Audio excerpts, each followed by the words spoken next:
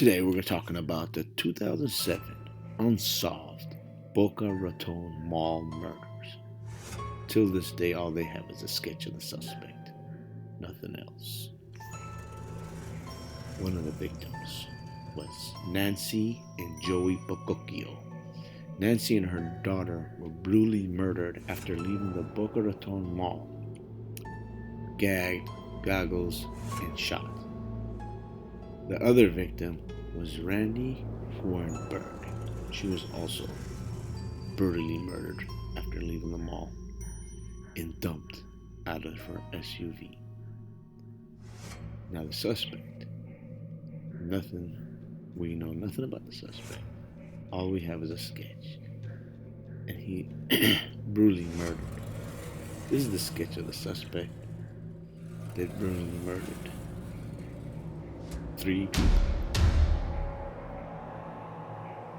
That's the guy I saw. Are found inside their SUV, murdered, tied up, tortured, and shot to death by a mall security guard. The bodies of Nancy Bochicchio and her only child, Joey, sprawled inside their 2007 Chrysler Aspen. This is the mall surveillance camera that captured video of Nancy and Joey entering the mall and exiting. Mall security cameras picked up what very well may be the final moments of Nancy and Joey's lives. And about what time did they walk past here? About 2 o'clock. And how long, roughly, before they came out? About an hour later. A short time later, there is an ATM withdrawal at a local bank nearby. Jeff Clare is the lead detective on the case. He won't say how much Nancy withdrew, but concedes it was a large sum. There's another unsolved crime with connections to this same mall. We profiled the case on America's Most Wanted last year. 52-year-old Randy Gorenberg. The mother of 2 was last seen leaving Boca Town Center the afternoon of March 23rd. Soon after, she was shot to death. Her body thrown from her Mercedes SUV in nearby Delray. For the first time, the 30-year-old woman is speaking publicly about the crime. Afraid for her life, she asked that we conceal her identity. We'll call her Cheryl. I unlocked my car. I put my son in his car seat. I put my bags in, and I go put the stroller in the back of the trunk. When I walk back around, that's when I noticed he was in the car. Get in. I didn't even see him get in, hear him get in. He was just in the car already. He just appeared out of nowhere. He's got the gun in his hand, pointed at my son, and then it's pointed at me. Take whatever you want, just don't hurt me and don't hurt my son, please. I was just trying to stay calm, so my son... By the way, just to point out, this dude is very creepy. And me too. You know, I just wanted him to leave. But he had no intention of leaving. Drive.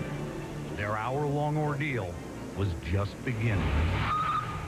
Cheryl says she was first forced to drive to a nearby bank and withdraw $600 from the ATM. From the ATM, he said we were going back to the mall, but he didn't go back to the mall. We ended up going to a parking lot. Get in. He asked me to put my hands behind my back, and he tied my wrists together. He bound my wrists.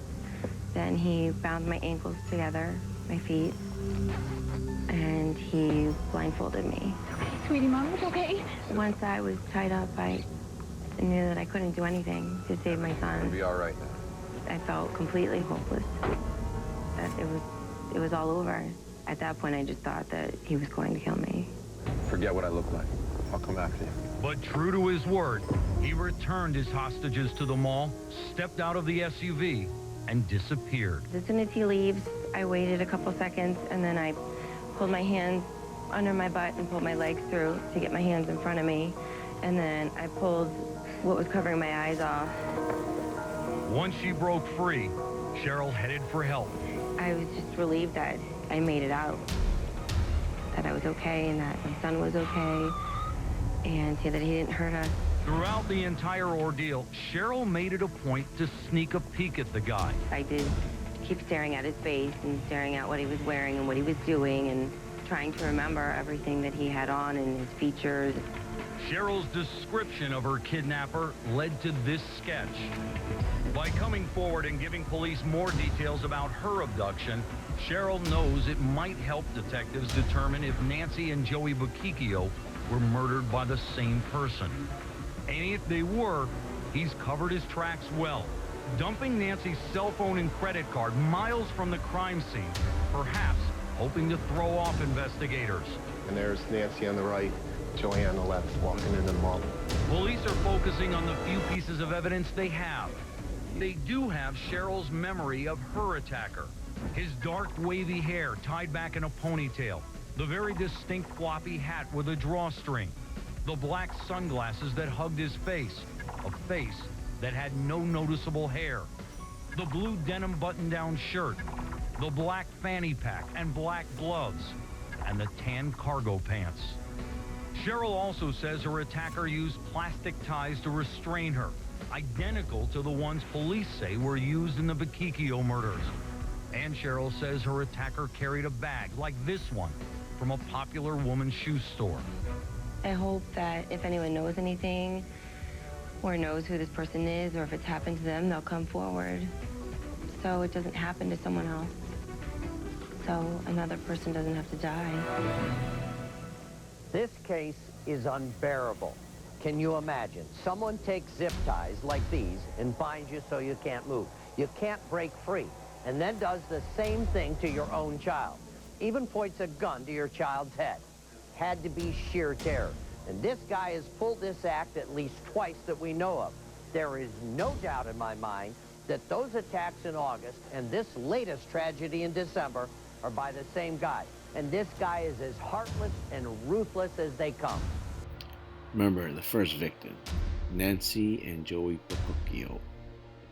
And then the other victim, Rosenberg. And this is the sketch of the suspect. And then the other victims was a lady and her son, but they survived. He let them go for some reason.